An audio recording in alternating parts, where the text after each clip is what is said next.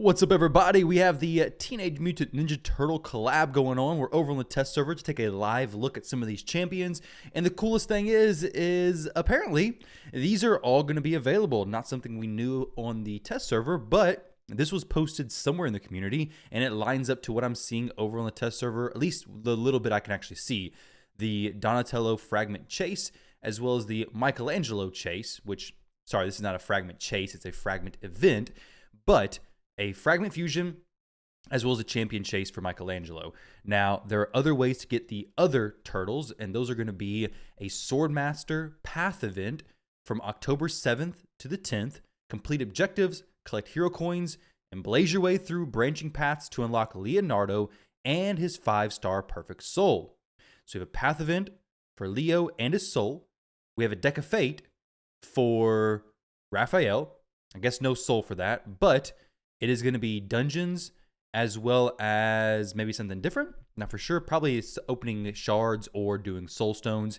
And then the Ace Reporter event for April O'Neil, as well as new relics, skill tomes, and more. So basically, stay tuned over the next few months, and you're going to have access to all of the TMNT collab champions, except for Shredder.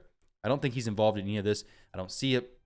Previously, the Void Champions, I believe, were involved in like a Soulstone Summon event or a Champion Chase event, which, if one of these events are those, then we'll probably have a separate, if one of them, say, is a Champion Chase event to get the champions from the Path event or the Deck of Fate, we're probably going to have a Champion Chase with the top person getting Shredder for free. Well, not for free, but you get the point. Either way, let's take a look at these champions, see which one's good. First up, let's take a look at Michelangelo, because he is going to be the one that we're all going to get for free.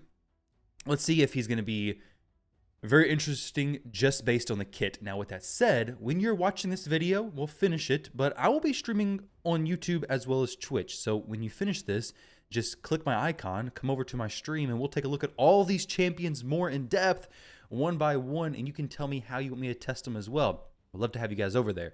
But Michelangelo, let's see what Mikey's going to do. My boys are going to love seeing these champions. I already showed them a little bit of the teasers that were leaked a few days ago, but pretty cool stuff here. So Mikey's A1, attacks one enemy 2 times, a double hitter. If either was critical, places increased attack on this champion for 2 turns. His A2 ability, single target attack. Before attacking, has a chance of placing decreased defense, books up to 100% for 2 turns. Has a 75, books up to 100% chance of placing stun for 1 turn. Will ignore 25% of the target's resistance if this attack is critical, and then applies a debuff spread effect, taking all debuffs from the target and placing them on all other enemies. Will ignore 25% of each target's resistance if the initial attack was critical. Is A3. AoE attack, chance of placing decreased attack, and leech. Will ignore 25% of each target's resistance if this attack is critical, and then places a taunt buff on this champion. That's very interesting because we've never seen a taunt on a champion who's not a support. This is an attack-based champion. I'm curious as to how much damage he's actually going to do. Right now, his kit seems interesting. I wish it was an AoE decreased defense, but the debuff spread is really cool. You basically just place it on the one target and then spread it to everybody else. So that could be really nice. It's all debuffs and placing on all enemies. So I do really like this ability. And then this A3 is really cool as well. Good for, obviously good for Hydra, decreased attack, and leech. Good for Chimera even. This is pretty decent for Chimera as well, but let's look at the passive. So passive ability has a 15% chance to evade an enemy skill and all of its accompanying effects. If this champion is under a taunt buff, which he will be, he should be, the chance to evade increases to 30%. It's pretty cool. Evade is very annoying. We've seen it on Loki, and that can really mess stuff up. So having a taunt paired with evade could make for some pretty cool combos. Whenever Leo, Donatello, Michelangelo, or Raphael attack, this champion joins in on that attack, of course with the A1 ability. That's pretty cool as well. Places a shield buff equal to 300% of this champion's attack on this champion for 1 turn when they receive a hit. It's a 1 turn cooldown. If you got, 8,000 attack, would it be 24,000 HP shield somewhere around there? Is it times 3? Either way, decent size shield, cool taunt, nice kit, seems like a strong champion. Looking forward to using him.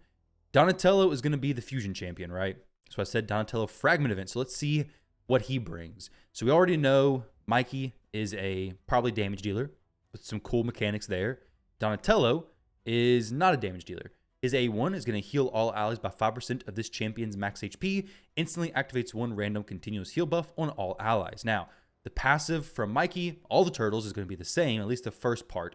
And that is whenever one of the turtles do an attack, this champion joins their attack. We can see it on literally all of the turtles here. We have 1, 2, 3, and 4. So that's really cool to see. Now, with Donatello, his A1, he's going to be healing all allies by 5% of this champion's max HP. His base HP is 21,000. Whenever we take him up, he's already fully ascended. So pretty good base HP. Can scale him up pretty high. That could be a decent size heal potentially. Especially every time one of the turtles attack, he's going to be doing that heal.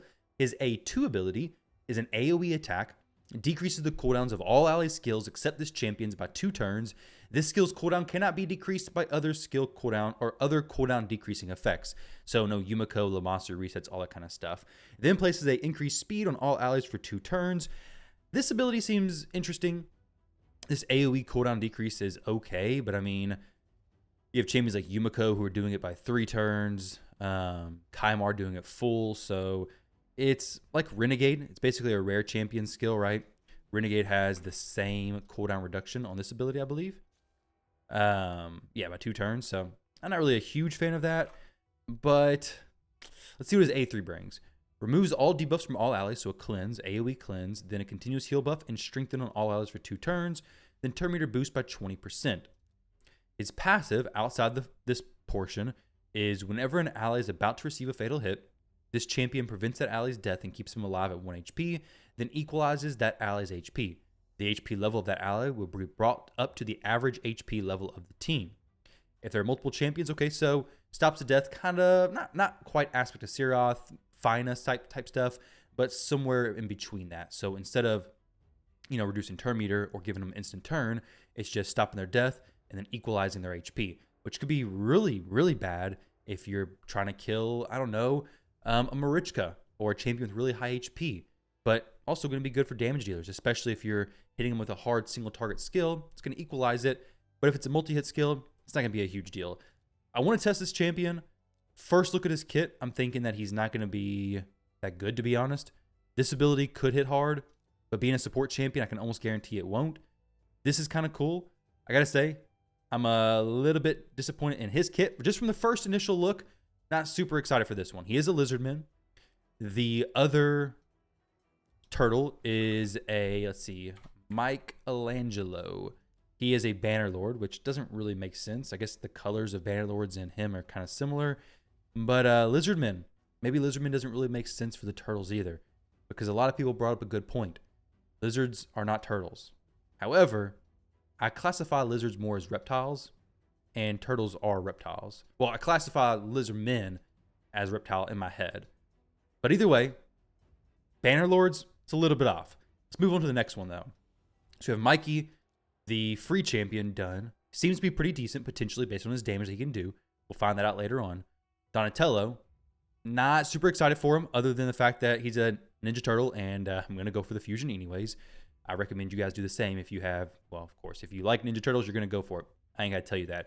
But Raphael, let's see how he is. Pretty cool weapons there. All the champions, of course, have awesome designs. I mean, they're Ninja Turtles in Raid. They look sick. So his A1 ability, a double hitter, each critical hit fills this champion's turn meter by 10%. If it's killed by this skill, it's going to place block revive. His A2 ability is an AoE attack. Will ignore shield block damage if he's attacking under a berserk debuff placed by this champion. If this champion is not under berserk debuff placed by themselves, the damage inflicted against enemies under shield buffs is increased by 50%. Ignoring shield and block damage, sign me up. Berserk, assuming he places it from this A3 ability, that's massive. This will be really good to get through the Nell team, not Nell, the Niame teams, things like that. Each crit is going to fill this champion's turn meter by 10% as well. The A3 attacks one enemy 3 times. Each hit will ignore 20% of the target's defense. Places Perfect Veil and Unkillable on this champion for 2 turns. That's awesome. If the target's killed, hopefully it hits pretty hard. It should. Triple hitter, ignoring 20% of the target's defense. He has 1500 base attack almost, so this should hit pretty decent. If target survives, places Berserk on this champion for 2 turns instead. Now, he also places a Berserk debuff on this champion for 1 turn when any champion dies. So while this says if they survive, it's not 100% accurate because this is saying whenever they die. Has a 20% chance of granting an extra turn when attacking under Berserk debuff placed by this champion. So Raphael seems to be pretty awesome. Just from the kit, the fact that he can place the Berserk, that he can have this A2 ability ignoring shield and block damage when under Berserk. And Berserk, in case you don't know what it does, it's going to, I believe, increase the damage he deals, but also make him take more damage, which is right here, increases damage inflicted and received by 50%. But if he is getting unkillable anyways, this could be pretty awesome. So I'm looking forward to trying him out. This ability could be really cool. The block revive on the A1 is an ability I always like on champions kits. Now he is going to be available through, let's see, the Hothead Deck of Fate, October 13th through 16th. The event for Leonardo is going to be a little bit sooner, the Path event, and his kit, he's a Void champion. So you're probably going to want to go for him. He's definitely going to be difficult to get in the future. So his A1 attacks one enemy 2 times. When counterattacking, will repeat this attack against a random enemy.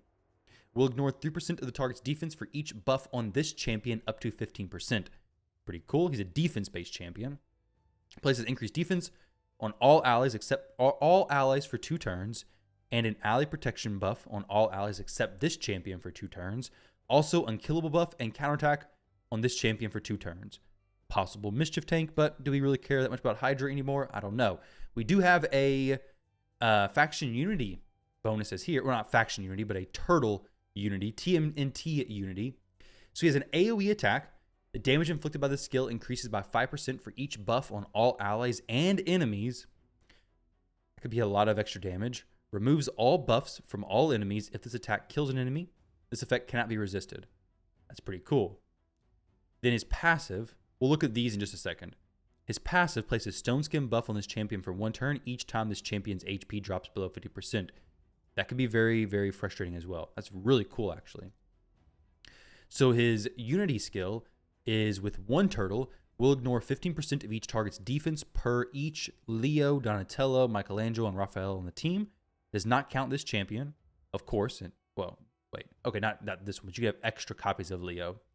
2 turtles increases the damage dealt by this skill in proportion to this champion's missing HP. Nice. And then 3 turtles activates this skill whenever an ally's HP drops below 50%. Occurs once per skill. That seems kind of crazy. If there are multiple champions, only one will activate. So this could be pretty crazy, especially if you have, what if you had a full team of Leonardos? Then you're dropping below 50% HP, instantly activating this, and then getting Stone Skin. That could be interesting. I mean, it's going to be very difficult to get 4 Leonardos, but still, could be pretty cool. So those are the turtles. The ones I would most want, I'd say Michelangelo, Raphael, Leo, and Donatello. Just the first look, I'd say most wanted would definitely be Leonardo, and then probably Raphael, the Michelangelo, and Donatello seems to be the lowest for me, but that may not be the case. This cleanse on a 3-turn cooldown is not bad. 4-turn cooldown there. I mean, we'll see. His base speed is 108, so potential booster. If we had a big star soul for him, could be even better. We have 2 more champions to look at. We have Shredder. This is going to be the event dungeon boss. We already seen his skills, actually. They were already announced. We'll go through these real quickly. A triple hitter, 2nd and 3rd hits. Wait, no. This is different than the boss, I think. Yeah, I'm pretty sure this is different. So let's read through his skills. His A1 is a triple hitter. The 2nd and 3rd hits of this skill will ignore 5 and 10% of the target's defense, respectively. The 2nd and 3rd hits of this skill will deal 10% and 20% more crit damage, respectively. Okay, it is the same, actually. AoE double hitter. Critical hits destroy the enemy's defense. Each crit also increases this champion's max HP. He's an HP-based nuker. Really cool stuff there. Each hit has a chance of placing Leech. Can't be resisted if he's under Veil. AoE on the A3 before attacking steals all buffs from a single target. This effect cannot be resisted if he's under Veil or Perfect Veil. boosts his turn meter by 15% for each buff stolen, will ignore 15% of each enemy's defense as well as shield and block damage if he's under Veil or Perfect Veil, will ignore 30% of each enemy's defense instead. So we're either ignoring shield and block damage, or we're ignoring 30% of their defense. So pretty cool stuff there. And then, of course, he has a chance of placing Veil on himself. Decreases all incoming damage by 30%. This damage is split to everybody else, all your other allies, except this champion. Increases this champion's damage dealt by 15% for each dead ally. His base HP is 23,000, which is pretty high. His active ability, whenever this champion loses 20% of their max HP in one attack, has a 100% chance to evade the next attack.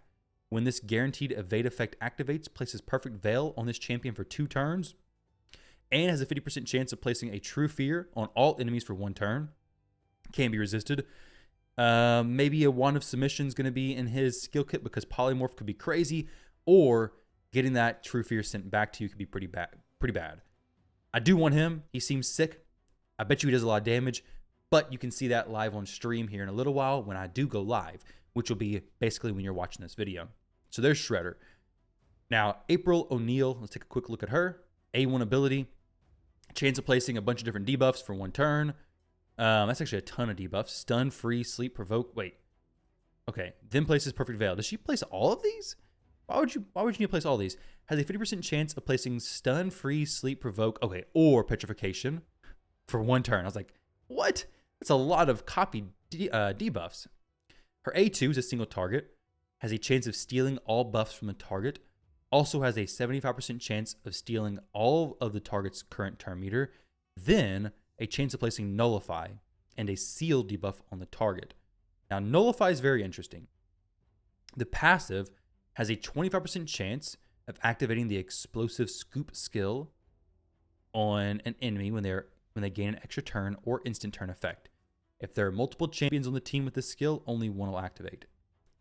So, she has a chance of placing Nullify, which Nullify, champions under Nullify debuff cannot have their skills activated, participate in ally attacks, be granted an extra turn or an instant turn, have their skill cooldowns decreased, have their shield's value increased, have their destroyed HP restored, have their HP swapped by allies or by themselves, evade, and basically they're just taken out of the fight, essentially.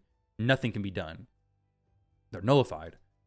The other thing was Seal, but that just stops a gear set from working, right? Let's see. It's down here somewhere, I believe. Seal. Seal Master Seal, and Seal. Seal debuff blocks gear sets and masteries except stat boosts granted by artifacts and accessories. Master is enhanced, which additionally blocks the effects from blessings except stat boosts. Okay. So this is just a regular Seal. So that's pretty cool. Pretty cool in the A2 ability. Very nice. Then our A3, increase accuracy on all allies for 2 turns. Also turn meter decrease of all enemies by 20%, then an extra turn. So A3 into A2, nullify somebody. Pretty cool stuff. So we're stealing everything. Obviously, Stone Skin's not going to be 100% chance of being stolen. But then you nullify them, take somebody out of the fight pretty early. It's a pretty cool ability. Then her passive. Whenever an enemy has their skill activated, teams up, gains an extra turn or an instant turn, has their skill cooldowns decreased, basically does anything, evades an enemy's effect or skill, has a turn meter equalized, okay, literally anything. Then decreases all enemies' turn meter by 10%, occurs once per skill. If there are multiple champions on the team with this skill, only one will activate. So there's a lot of conditions for this. If they do really anything outside of just using an ability, actually no, other than using an A1, then it decreases everybody's turn meter by 10%. That's a lot. Once per skill, if there are multiple champions on the team with this skill, only one will activate. That's just the passive. It's pretty interesting. Pretty good for cutting in teams, possibly. Whenever an enemy removes, transfers, or decreases the duration of any debuff to 0, decrease the turn meter of all enemies by 25%. If there are multiple champions on the team with this skill, only one will activate. Seems pretty cool too. Debuff to 0, then decreases everybody's by 25%. So she's a lot of turn meter manipulation. Very interesting skill kit as well. I personally will be trying to go for all of them. I think most players watching this probably will be as well. As for the dungeon, we can jump in here, take a quick look. I'll try this all out on stream. But let's see if it has the passive where it reduces max HP to like 5% or whatever. Yeah.